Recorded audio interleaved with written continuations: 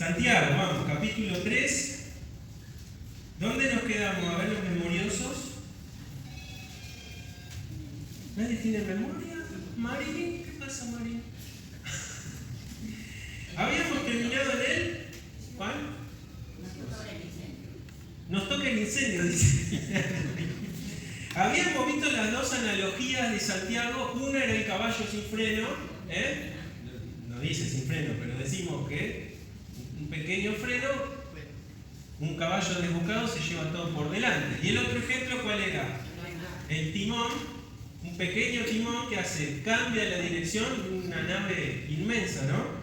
Ahora el verso 5 dice, del capítulo 3, así también la lengua es un miembro pequeño, claro, en relación a todo nuestro cuerpo. La lengua es pequeña, ¿verdad? También hay otros órganos más pequeños, pero no emiten palabras, ¿no? No dicen nada. Los ojos son chiquitos, pero ven. Está bien, algunos dicen que los gestos de la cara, ¿no? A veces hablan, no es necesario decir nada, ya con el gesto de la cara, ¿no? Cuando nos levantamos a la mañana, ¿qué gesto tenemos?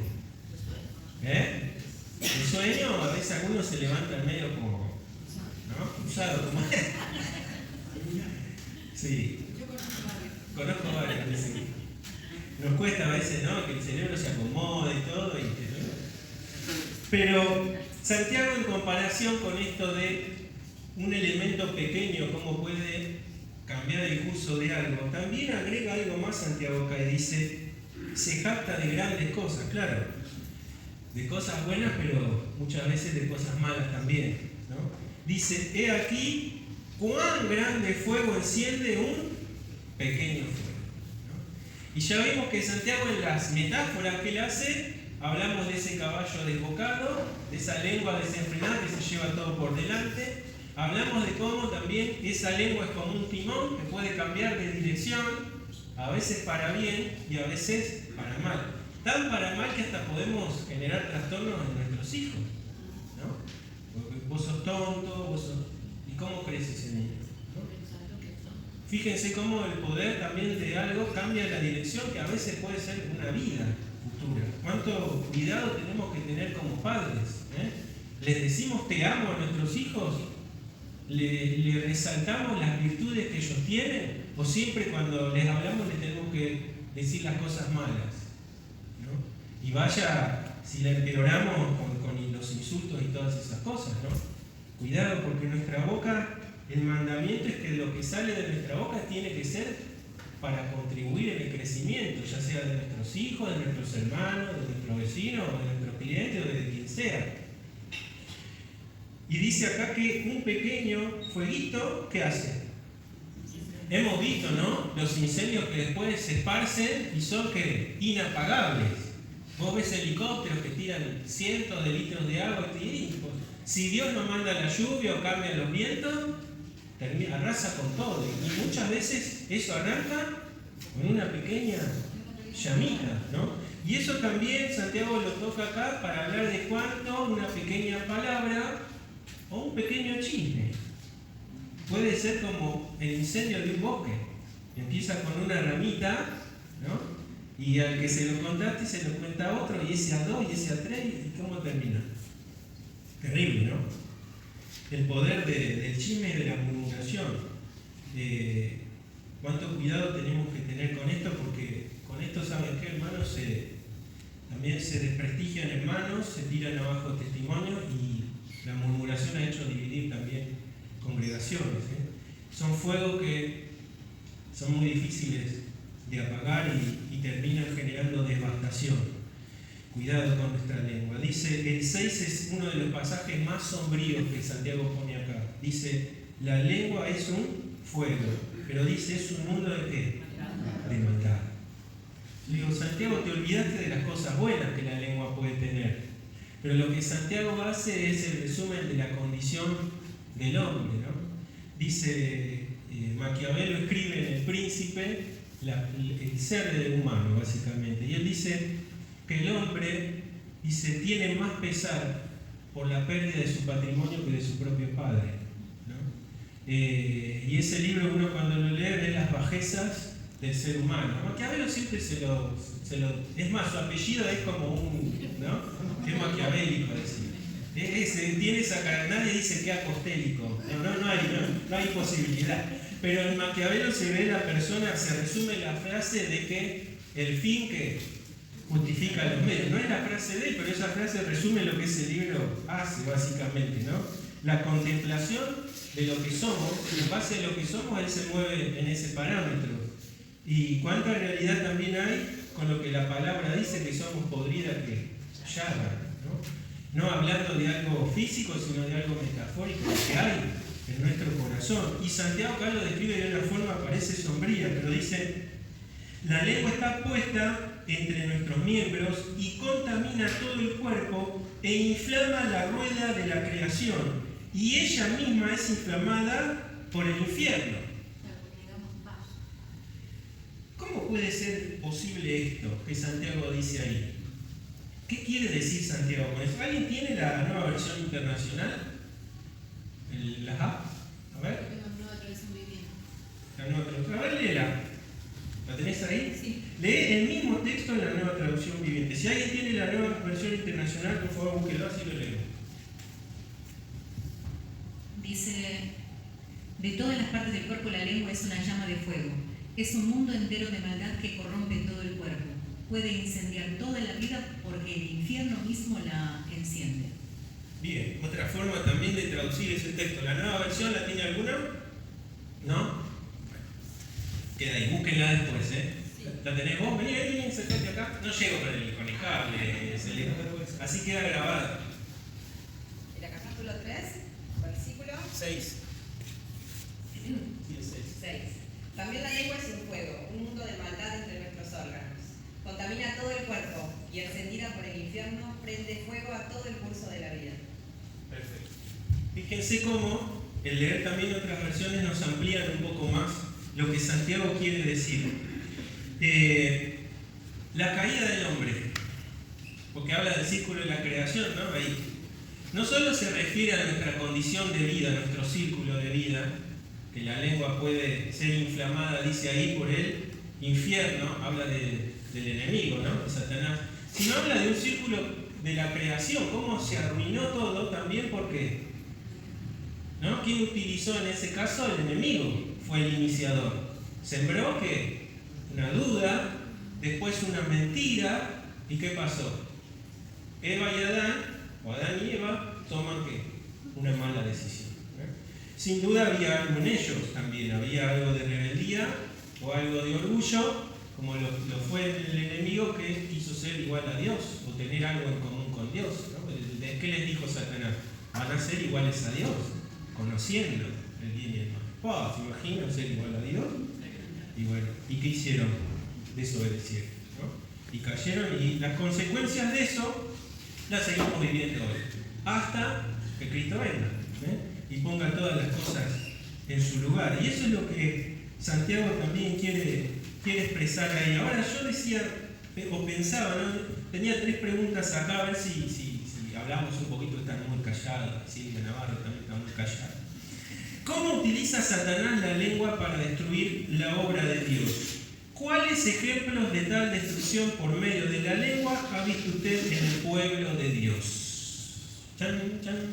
Hagamos memoria de las historias de la antigüedad. Yo les doy un ejemplo. Moisés. ¿Quién es? ¿Se acuerdan?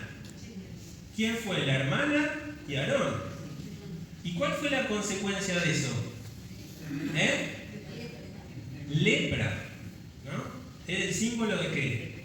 Del pecado. ¿Y la lepra qué pasaba? Le daban penicilina y se curaba. ¿Qué pasaba con el leproso? La exclusión del pueblo, la exclusión, ¿sí? En el caso, ¿se acuerdan ustedes de la historia, no? Tanto Aarón como Miriam, ¿no? La hermana de Moisés, murmuran contra Moisés. Moisés, como era un hombre manso, no interviene, pero ¿quién intervino?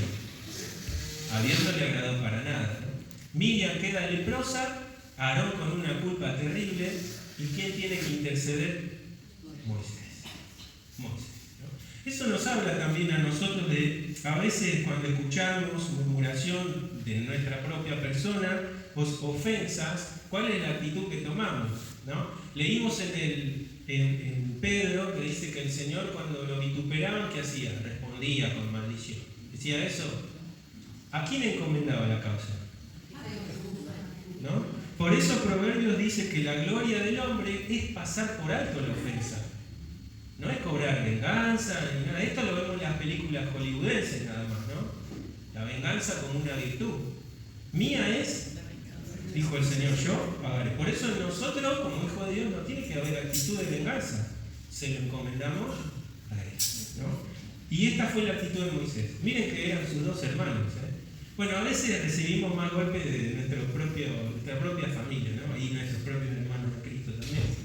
Sin embargo, la causa, ¿a quién se le hay que encomendar? A Dios.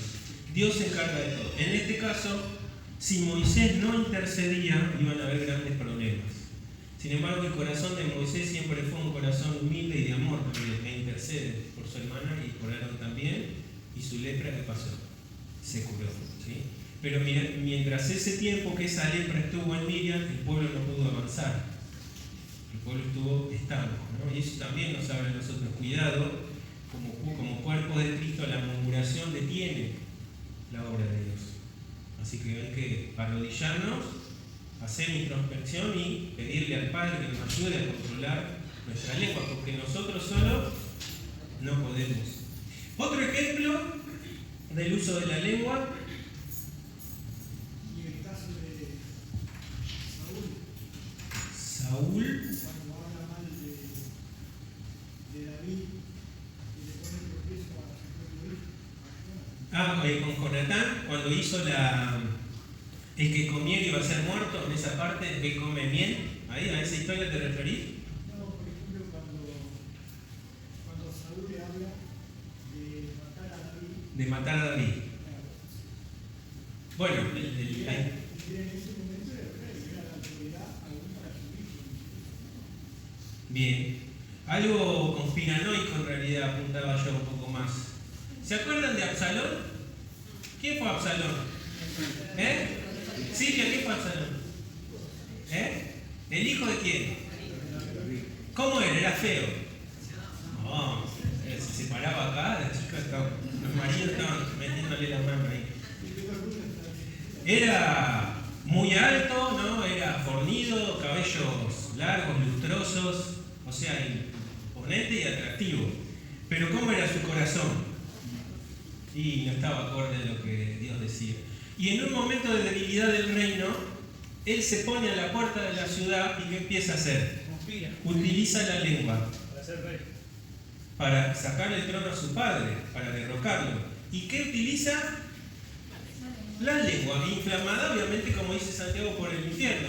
Y entonces, ¿qué le decía? ¿Cuál es tu problema? No, acá con el rey no vas a tener solución. Si yo fuese rey. Y eso lo hacía continuamente y ¿qué logra formar? Un ejército con gente que lo apoyaba. Hasta el consejero que dice la palabra, que la voz de ese consejero, Aitofel, ¿se acuerdan? Era como la voz de Dios, se va con Absalón. Terrible, ¿no? Por eso David en un salmo habla proféticamente incluso de la traición de su amigo. Hablando también proféticamente de lo que Judas iba a hacer con Jesús. Pero fíjense el poder de la lengua, ¿no? Como David, siendo rey, teniendo la autoridad y fuerza que tenía, se tiene que ir. Se va. Y grandes tristezas le ocasionó. ¿Cómo termina Absalón? Muerto, ¿no? Se enrieda en una rama y después vienen los soldados y lo terminan de matar. Aun cuando David había dicho que no, que cuide su vida, ¿no? Lo mata. ¿Y cuánto hace lamento David también por su hijo? Y el otro ejemplo, lo tengo en Jeremías. Yo sin duda después ustedes piensan y les van a aparecer más ejemplos. Vamos a Jeremías 18. Dice así. Ahí vemos, para que le va a estar y dijeron: venid y maquinemos contra Jeremías, porque la ley no faltará al sacerdote, ni el consejo al sabio, ni la palabra al profeta. Venid e irámoslo de lengua. dice, y no atendamos a ninguna de sus... ¿Qué hicieron con Jeremías acá? Las autoridades religiosas, ojo, y lo difamaron. Termina Jeremías en un pozo, después, por esto. Obviamente el Señor no permite que eso suceda, pero él lo meten en un pozo, desprestigian su palabra y al cabo de su ministerio todo lo que él había dicho se cumple, ¿no? Pero vaya si tuvo que sufrir Jeremías y lamentar, vienen las lamentaciones, ¿no?, de Jeremías. Justo me toca en la lectura anual leerlo a Jeremías, la verdad que es espectacular el ministerio de este hombre, pero también nos muestra cuánto sufre él, ¿no? En un momento quiere callarse y no puede, ¿no? Era más fuerte lo que Dios había puesto en él de anunciar al pueblo, a riesgo de su propia vida, ¿no? Pero la verdad tiene que ser dicha, no importa las circunstancias. Pero acá veían en Jeremías a alguien que no podían parar. ¿Y qué hacen? Usan la lengua, conspiran, difaman para que eso llegue al rey y el rey o las autoridades religiosas lo terminan poniendo en un pozo. ¿Cuál era el otro ejemplo, Sergio, a ver que teníamos ahí? El de Daniel, cuando conspiran contra Daniel y... Muy bien, el de Daniel, exacto. Nehemías también, cuando Sanbalat y Tobías creo que era que... Exacto, muy bien, sí. También cuando están, ¿se acuerdan que se detiene la obra? Como 15 años o más estuvo detenida la reconstrucción por también la murmuración y todo lo que había, incluso de los samaritanos, ¿no? Bueno, y dice, ¿cuáles precauciones podemos tomar para no colaborar con él en su obra destructiva, con Satanás? Acá los quiero escuchar ya más a ustedes. ¿Les leo de nuevo la pregunta? ¿Cuáles precauciones podemos tomar para no colaborar con Satanás en su obra destructiva? No participar, dice Alex. O sea que cuando alguien viene a decirte algo, que le decís, vete de mí, Satanás. Me parece que estás... Yo no te paso. Te estás equivocando. ¿Qué más? A ver. No reproducir lo que es.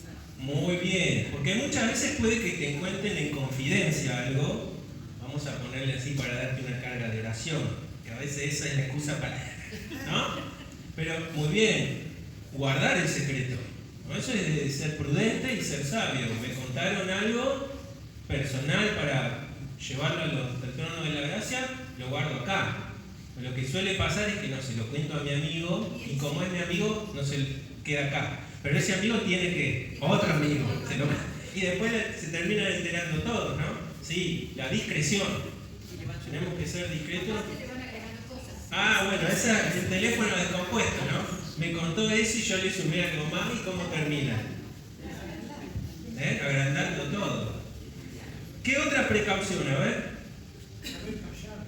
Saber callar, muy bien. Además, informarse y ver la forma de cotejarse, porque, por ejemplo, pienso que la grieta de la cual se habla en nuestra nación es producto de escuchar y de repetir.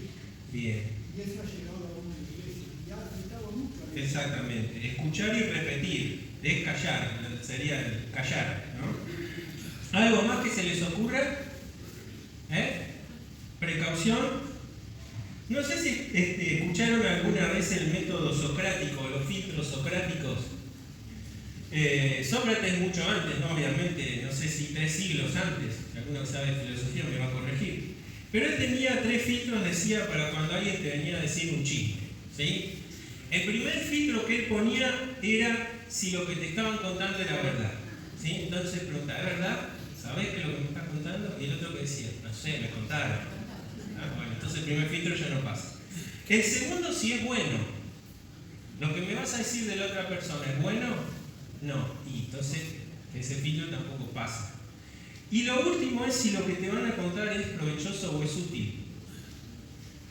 Y lo que me vas a contar me sirve de algo, se ayuda a algo, no me lo cuentes, ¿no? Es por ahí lo que decía Alexa al principio, frenar directamente, no pasar. Porque es la única forma de frenar el chisme y la murmuración. No hay otra. A veces, como dice Proverbios, así los chismes nos gustan. No es que no nos gusten, se chisme porque, contámelo, tengo una, ¿no? Y te quedás. Y ahora, antes no, pero ahora hay WhatsApp. Llegaste a tu casa, contá, ¿no? No podés esperar nada porque necesitas como una necesidad. No sé, si te pasa a usted o no. A mí ya no.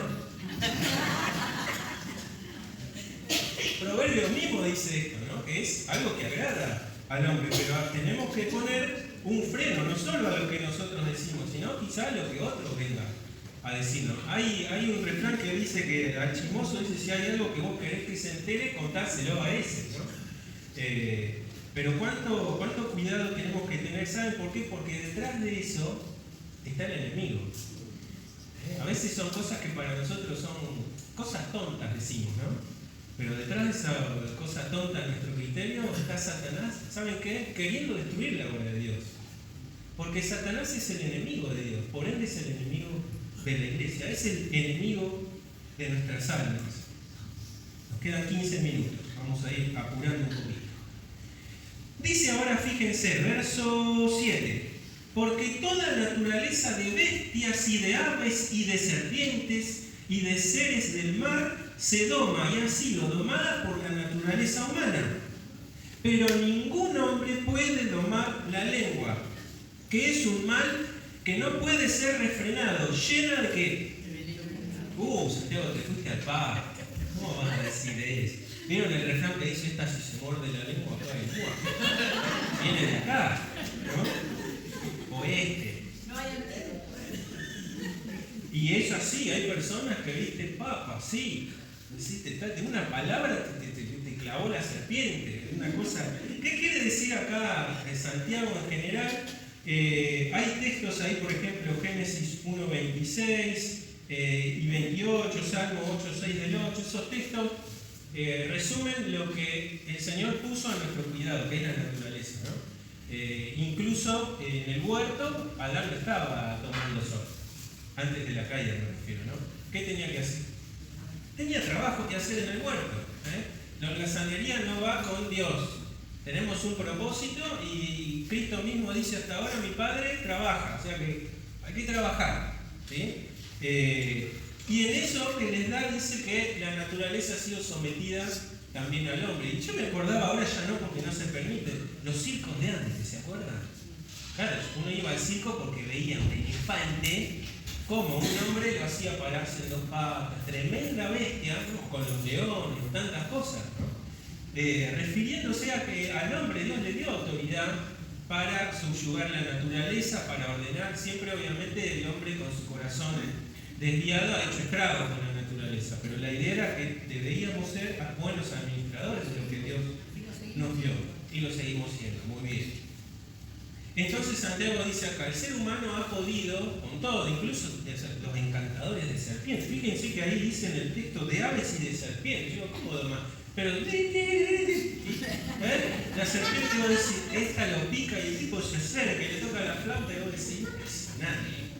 Yo veo una cosita y ya tengo miedo, imagínate, agarrar la flauta ahí. Sin embargo, dice Santiago, hemos logrado amansar grandes bestias, los caballos, ¿no? Un caballo, ¿saben qué? Domar un caballo lleva tiempo. Y una patada de un caballo te puede dejar, ¿no? Paralítico.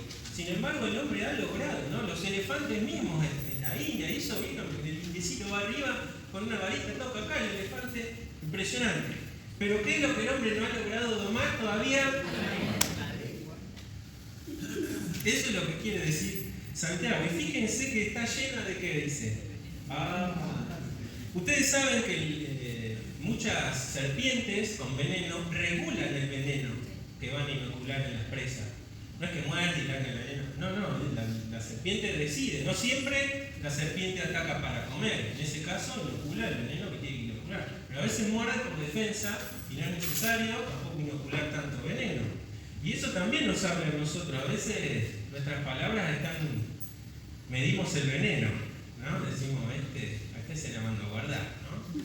Y cuánto desierto hay acá de decir, nuestra lengua es utilizada muchas veces a este paralelismo de la serpiente, cuando queremos hacer un real daño, ofender o a veces en defensa de uno mismo y largamos veneno, ¿sí? Y en resumen lo que quiere decir Santiago acá es que nunca podemos estar tan confiados de soltarle el freno a la lengua. Ya la domestiqué, está amansada, le suelto el freno. No, eso es lo que Santiago dice. Pudimos dominar bestias, naturaleza, todo. La lengua no puede ser domada. Siempre tiene que ser refrenada. Nunca vamos a tener la suficiente confianza de decir a esta le suelto el freno porque ya la tengo amansada. No. Y aún siendo hijos de Dios, tenemos que subyugar la lengua, ¿no? Llevándolo todo a la voluntad de Dios. ¿Cuánto nos cuesta esto? Ahora, vamos a buscar dos textos antes de terminar. Efesios 5, 18 y 19. ¿No quedó ningún micrófono, Mateo? No. Lila, buscalo vos, así te doy el micrófono, buscá. Efesios 5, 18 y 19. Y de este lado, ¿querés buscarlo vos? ¿Aide? ¿Buscás vos? Búscame Romanos 12, 1. Repito, Efesios 5, 18 y 19. Y Aide, Romanos 12, 1. ¿Estamos, Lila? Vamos. No os embriaguéis con vino, en lo cual hay disolución, antes bien sed llenos del Espíritu, hablando entre vosotros con salmos, con himnos y cantos espirituales, cantando y alabando al Señor en vuestros corazones. Perfecto. ¿Cómo tenemos que hablar entre nosotros? No significa que yo te voy a cantar un himno, ¿no? A eso, imagínense que todos nos hablamos cantando. Sería como una ¿cómo se llama? Comedia musical, estaría bueno una vez, ¿no? ¿Te gustó a vos? Claro, a vos te gusta cantar. Pero, ¿te imaginás retar a tu hija cantando? Y con tono así de ópera. No hagas eso, ¿no? No se refiere a eso. Se refiere a que siempre todo tiene que estar acorde a su palabra, ¿no? Sin duda habla también de la alabanza, ¿no? Porque dice, pero fíjense todo de dónde parte. Dice, nuestros corazones, ¿no? Porque en realidad Santiago no lo aclara porque él habla metafóricamente de la lengua como si tuviese vida propia, pero después el Señor Jesús siempre aclaró esto. Ahora vamos a leer algunos textos. Y esto es importante, ¿no? Tener en cuenta que tenemos que estar llenos de su palabra para poder hablar con cánticos espirituales, salmos y cosas, ¿no? Hay que leer, hay que memorizar y hay que tener en cuenta siempre el pensamiento de Dios. Pablo dice en un momento, ustedes tienen la mente de Cristo, porque el Espíritu está en nosotros. Lo que quiere decir es que hay capacidad dada por Dios en nosotros de hablar como Cristo habló. Porque podemos tener la forma de pensar y de ver las cosas, las situaciones, las dificultades y a las personas como Cristo las vio. Por eso Cristo pudo romper, obvio porque era Dios, pero pudo romper parámetros y escalas creadas por el hombre y se acercó a mujeres, habló con niños, los recibió, déjenlos venir a mí. Los discípulos no lo acercaban porque eran malos, era porque la costumbre de que el rabí, de que el maestro no podía tener interferencia, no podía interrumpirlo, o sea, había todo un protocolo. Un niño, ¿no? Era molestia. Jesús cambia completamente eso.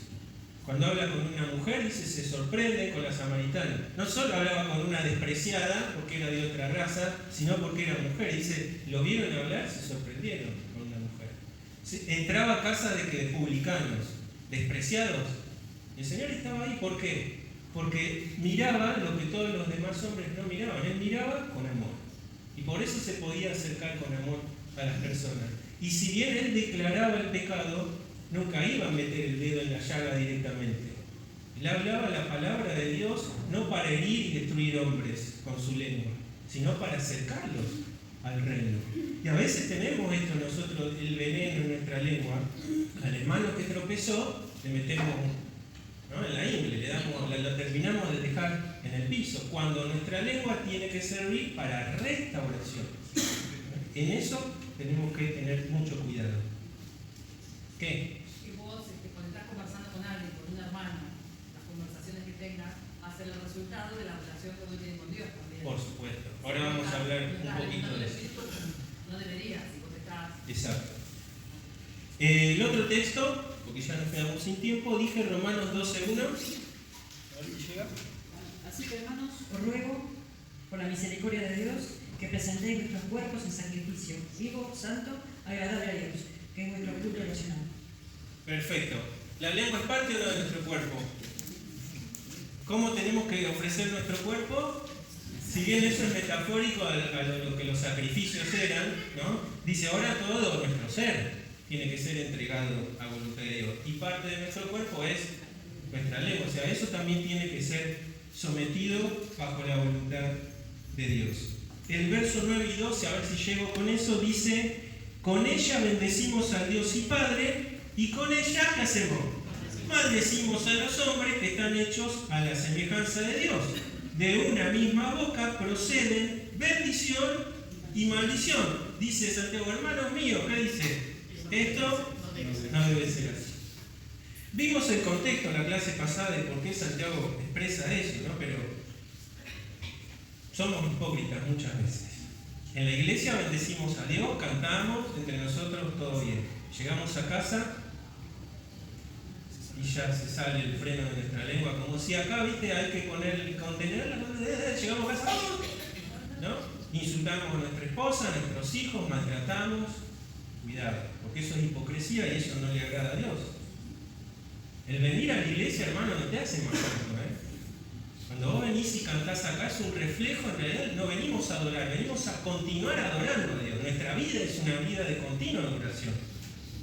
Si vos venís acá, te portás como el mejor cristiano, pero en tu trabajo, con tus amigos, en tu casa, tu boca es una letrina, y bueno, disculpame, pero sos un hipócrita. ¿Y cuánto Jesús tuvo que decirle, también se acuerdan a los fariseos? Ustedes, les dijo, son sepulcros blanqueados. Por fuera todo muy lindo, por dentro ¿qué hay? Podredumbre, mal olor. Y eso es lo que nosotros tenemos que observar en nosotros. ¿Cómo estamos hablando? No, acá todos hablamos bien, ¿eh? Acá usted no va a escuchar a ningún hermano hablando mal. Capaz que alguno en algún momento no se dé cuenta y se le escape. Pero en general acá todos somos bonitos cristianos. Hablamos todos correctamente, hasta con palabras, ¿viste? Ósculo decimos. ¿Te imaginas? Hija, vení que te quiero dar un ósculo, te decimos. Decimos hasta palabras que no las decimos nunca en ninguna situación de la decimos acá. Pero ¿cómo somos en nuestro ambiente, en nuestro hábito? ¿Cuánto tenemos que cuidarnos, hermanos? Porque saben que la hipocresía es algo que sigue estando en nuestra vida, en mi vida. No somos imperfectos, pero tenemos que erradicarla. Tenemos que ser ejemplo en nuestra casa primeramente, es donde primero nos observan. Nuestros hijos, ¿no? Mira qué lindo papá de la iglesia. Yo quiero el papá de la iglesia. El papá de mi casa no me gusta tanto, qué triste. O la mamá. Qué bueno que es papá y mamá en la iglesia. En mi casa se viven peleando, en mi casa se insultan, en mi casa me insultan. ¿Cuánto daño, hermanos? ¿Cuánto cuidado tenemos que tener? Yo hablo como padre, pero acá hay abuelos también, ¿no? ¿Qué ejemplo también le damos a los nietos? La lengua que bendice a Dios debería ayudar a los hombres en vez de herirlos. Y nosotros a veces hacemos todo lo contrario. Cuidado entonces con las críticas, cuidado con nuestra lengua, con lo hipócrita que somos a veces con nuestra lengua, que podamos ser transparentes siempre y que podamos considerar que Dios no está solo en la iglesia, hermano. Dios está con nosotros en nuestra casa, en nuestra habitación, con mi mujer, cuando cierro la puerta, ahí también está. Cuando como con mis hijos está, en mi trabajo está. Que Él nos ayude a seguirle y a poder ser luz y sal. La lengua habla mucho de lo que hay, como decía Silvia, ¿en dónde? En nuestro corazón. El Señor dijo, de la abundancia de... Si vos tenés una cardiopatía espiritual, no pretendas que tu lengua hable bien. Primero que hay que curar el corazón. Lo demás puede ser un simulacro, pero en algún momento lo que hay acá sale. La clase que viene vamos a tocar algunos textos con respecto a eso y vamos a avanzar ya en la lectura al verso 3.